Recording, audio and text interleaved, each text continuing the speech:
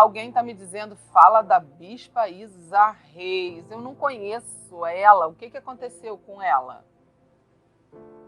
Ah, essa é aquela que apareceu um vídeo dela dizendo que caiu? Se for essa, eu tive até um sonho com ela essa semana. Tem uma que tem um vídeo dela dizendo caí. É essa? Eu tive até um sonho com essa mulher essa semana. Um sonho assim que eu fiquei... Acordei, orei, falei, eu não conheço essa mulher, mas eu vi alguma coisa de alguma chamada de algum vídeo dela na internet. E no sonho eu via ela em profunda agonia, em profunda angústia e em profundo sofrimento. Então, assim... entendi. Tem alguém falando pra mim que parece que ela confessou, caiu em adultério, é isso, gente? Eu não conheço ela, tá? Não conheço. Ela teve uma filha fora do casamento? Como assim? Não entendi, foi nada. Tô lendo aqui as perguntas. Ela confessou que caiu, alguém tá falando. Bom, isso é interessante vocês falarem disso, porque eu lembrei agora que eu tive um sonho com ela. Ela estava sofrendo muito no sonho. E ela estava passando um momento muito difícil, que o Senhor a resgate e restaure a alma dela. Quando uma pessoa cai nesse tipo de pecado, né, eu penso dessa forma, seja quem for. Não estou falando para ela diretamente, quem for. Eu acredito assim, se a pessoa caiu nesse tipo de pecado, é um tipo de pecado que mancha o nome da pessoa. Mancha. Agora, se ela caiu nesse pecado e ela conseguir restaurar o casamento dela após cair nesse pecado, aí ela vai ter o meu respeito e aí sim, acho que ela vai ter o respeito de todas as pessoas e com certeza, né, admiração, quando eu falo respeito é no sentido de admiração, ok? A admiração de todas as pessoas, por quê? Porque se caiu no pecado e conseguiu o perdão do marido e conseguiu restaurar o casamento, parabéns. Parabéns. Por quê? Porque quando o pecado é grande, o arrependimento tem que ser ainda maior e mais escandaloso que o pecado. Ou seja, caiu no pecado, tal pecado, seja qual pecado for. Nossa, um escândalo. Pecado sexual geralmente é muito escandaloso. Para poder remediar, o escândalo do arrependimento tem que ser ainda maior. Para que a pessoa possa recuperar a sua honra, né? No caso, a honra, quando eu falo aqui, é da reputação, a honra da reputação, ok? Então, eu sou altamente contra quando um escândalo vem e depois a pessoa segue a vida, segue o baile como se nada tivesse acontecido e todo mundo tenta reintegrar a pessoa aos ministérios. Eu acho isso errado. Eu acho isso extremamente errado. Isso aconteceu, inclusive, há alguns anos atrás com um ministro de louvor, tá? Que ele confessou, né? Parece que o pastor dele que obrigou ele a confessar. Pelo que eu me lembro, era uma história assim. Falou que ele tinha que confessar porque descobriu que ele mentia, que ele falava que ele tinha sido curado de síndrome de Down. E aí descobriram que era mentira. E aí o pastor dele obrigou, parece, pressionou ele para poder ele ir para a internet e ele fez um vídeo confessando que era mentira, que ele mentia um monte de coisa do testemunho dele. E eu me lembro que eu amava aquele ministro, eu amava as músicas dele, eu amava ele.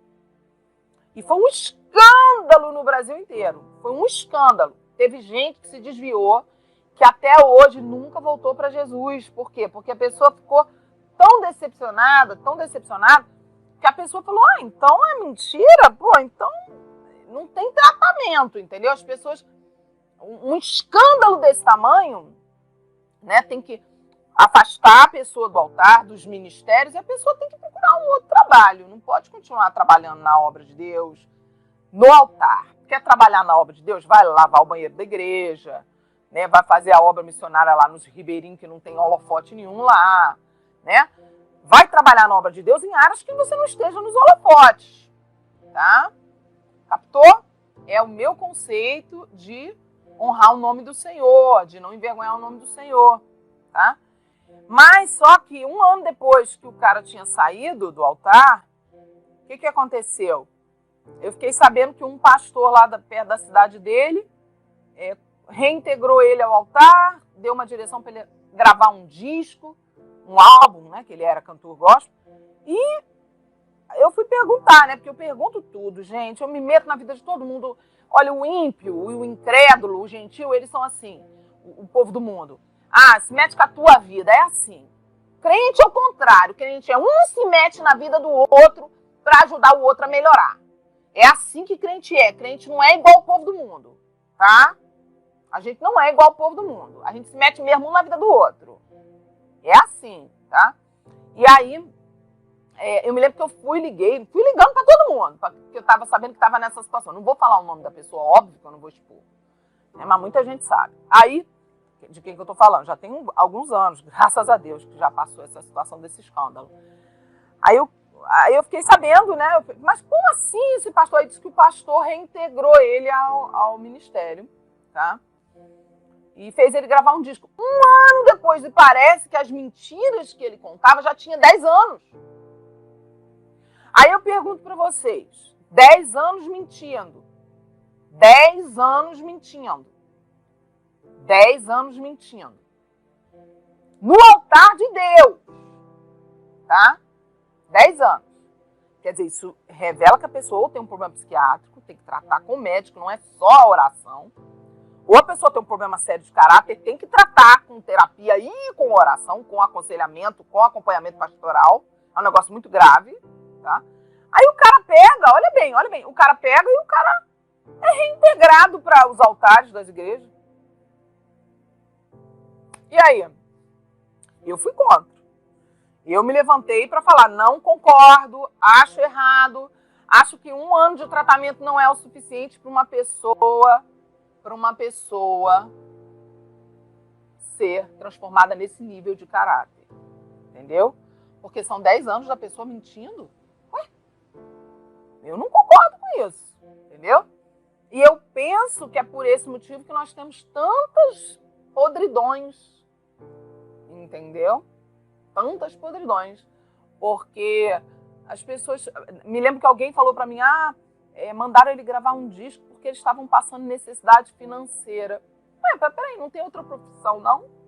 Só porque o cara era um cantor gospel famoso, aí não tem outra profissão? Não dá para ir trabalhar em outra área? Né? Gente, quem quer, trabalha em qualquer coisa, arruma um lote para capinar, quem quer. Quem quer, capina ali um lote e ganha um dinheiro, Eu não entendo isso. Entendeu? As pessoas pegam e transformam o altar de Deus em experimento, entendeu? Em clínica de reabilitação, né? Em local de exposição de pessoas que não estão preparadas para isso. Eu acho isso muito errado, tá? Ser usado por Deus não significa ser aprovado. Entendeu? Deus usa até uma pessoa que é endemoniada, Deus usa o capeta. Você nunca ouviu a história do cara que se converteu porque ele era bruxo, o capeta apareceu quando ele foi fazer o trabalho contra uma mulher que era crente, e o capeta apareceu para ele e falou, eu não posso tocar nessa mulher. Ela ora de joelho para Deus, e o bruxo falou pro diabo, então tem um Deus mais poderoso que você, pois eu vou me converter para esse Deus. Imagina, o capeta que evangelizou o cara. Ser usado por Deus não significa aprovação de Deus. Então, cuidado para você não ficar fascinado nem fascinada com uma música que emociona, com Deus usando alguém numa pregação. Olha a vida da pessoa. Olha a vida da pessoa. Vai lá olhar a vida da pessoa. Vai ver as coisas que a pessoa tem renunciado por amor de Jesus. Vai ver o nível de renúncia, de negação de si mesmo que essa pessoa vive. Aí sim.